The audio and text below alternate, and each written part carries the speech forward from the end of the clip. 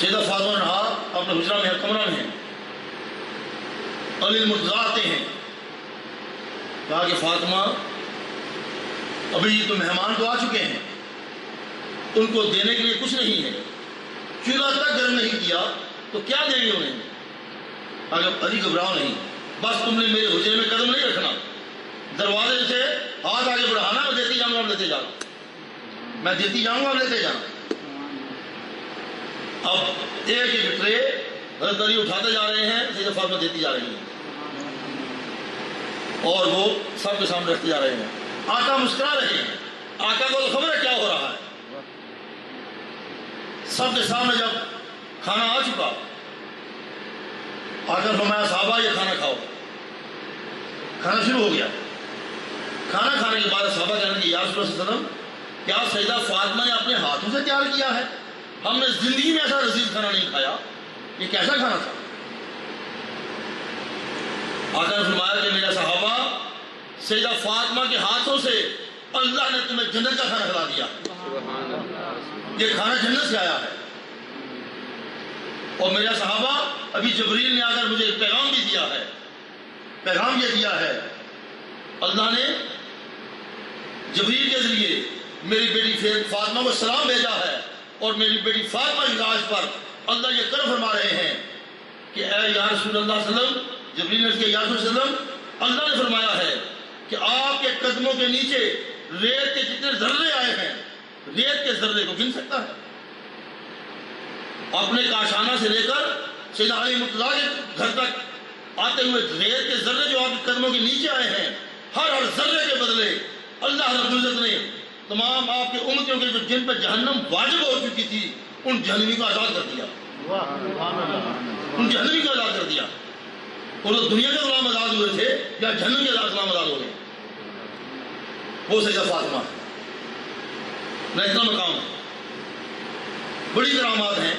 ہماری صورت اتنا وقت نہیں کہ ہم اتنا بیان کریں، تو 3 رمضان مبارک ان کا وصال ہے، اس کا تذکرہ ہم نے ضمن کیا ہے۔ اسی ماہ مقدس میں 17 رمضان کو غزوہ بدر ہوتی ہے، غزوہ بدر بھی تھی رمضان میں ہے۔ چونکہ اس ماہ رمضان مبارک میں ایک ہی ہماری محفل ہوگی، یاد نہیں ہوگی، لیکن اہل محلہ میں کہوں گا کہ بد نصیب ہیں، جن کو دعوت دینے کے باوجود بھی بغیر کسی خرچ کے وہ یہاں آ نہیں سکتے، بات تو سن نہیں پاتے۔ اس سے بڑا بد نصیبی کیا ہوگی کہ اللہ کے رسول کے تذکرے اس ماہ عظیم میں ہو رہے ہوں اور وہ گرمی پہ غفلت سے سو رہے ہیں، جس سے بد نصیبی اور کیا ہوگی۔ اللہ تعالیٰ ان کو بھی ہدایت دے اور آنے کی توفیق عطا فرمائے۔ اور یہ خیال کرتے رہتے ہیں کہ ہمیں دعوت نہیں دی گئی۔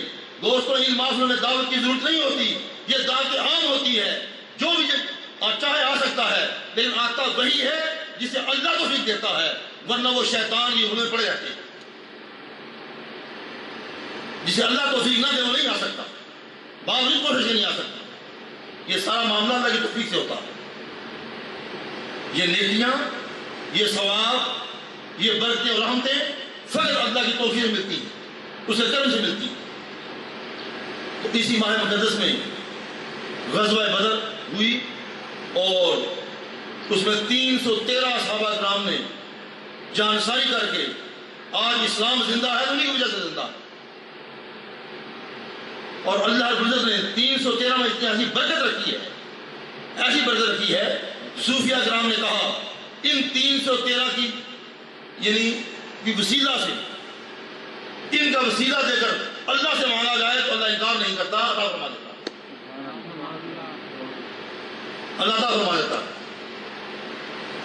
اور بڑے صوفیہ کرام اس 313 عدد کو استعمال کرتے ہیں۔ اور اسی ماہ مقدس میں اگر سیدہ فاطمہ کا انتقال ہوا ہے تو علی المرتضیٰ کی شہادت بھی اسی ماہ رمضان میں ہوئی، علی المرتضیٰ کی شہادت بھی اسی ماہ رمضان میں ہوئی۔ 19 رمضان مبارک کو وہ زخمی ہوئے تھے اور 21 کو وہ شہید ہوئے، 21 کو ان کا وصال ہوتا ہے۔ ان کی شہادت عظیمہ بھی اسی ماہ مقدس میں ہوتی ہے۔ ان کا ان سب یعنی ہستیوں کا تذکرہ باعث برکت ہے۔ اور اسی ماہ مقدس میں آقا نے فرمایا کہ ایک رات ایسی آنے والی ہے جو رات 1000 مہینہ سے افضل ہے، یہ 1000 مہینہ سے افضل ہے۔ اس کی روزگار اس طرح ہے، صحابہ کرام آپس میں باتیں کر رہے تھے کہ پہلی امتوں کی عمریں بڑی زیادہ ہوتی تھیں، تو کسی نے اتنے سال عبادت کی، کسی نے اتنے 100 سال عبادت کی، کسی نے 1000 سال عبادت کی۔ تو آقا کو کہا کہ یا رسول اللہ، کاش ہماری عمریں بھی زیادہ ہوتی، ہم بھی اللہ کی زیادہ عبادت کرتے۔ تو اللہ نے کہا محبوب تیری امت کی یہ خواہش ہے تو ہم ایک رات ایسی اتار دیتے ہیں، اس رات کی تلاش میں جب وہ محنت کریں گے، عبادت کریں گے، تو اس کو ان کو 1000 مہینے سے بھی زیادہ ثواب دیں گے۔ زیادہ کتنا دیں گے یہ حد نہیں بتائی، 1000 سے 2000 زیادہ دیں گے، 10,000 زیادہ دیں گے، 30,000 زیادہ دیں گے، کتنا زیادہ دیں گے اس کی حد نہیں بتائی، لیکن زیادہ دیں گے 1000 مہینے سے بھی افضل۔ تو وہ رات کون سی ہے؟ وہ شب قدر کی رات، جس کو اللہ نے چھپا رکھا ہے، اس مہینے کے آخری عشرہ میں چھپا رکھا۔ سیدہ عائشہ صدیقہ نے کہا کہ مجھے یہ رات 25ویں رمضان کو ملی تھی، 25ویں رمضان کو ملی۔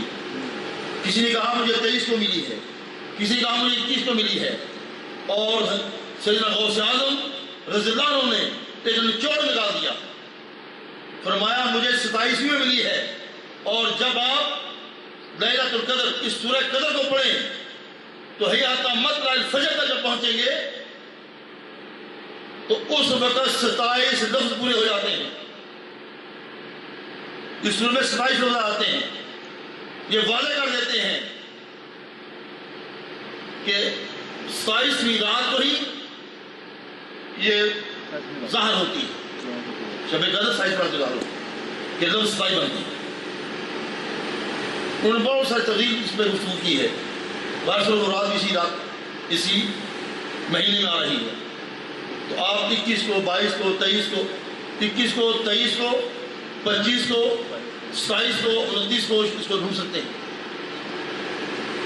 اور چاہیے آپ محنت کریں، ان میں سعادت سے بھی پڑھیں، کچھ رات کو جا کر ساری زندگی سونا ہے،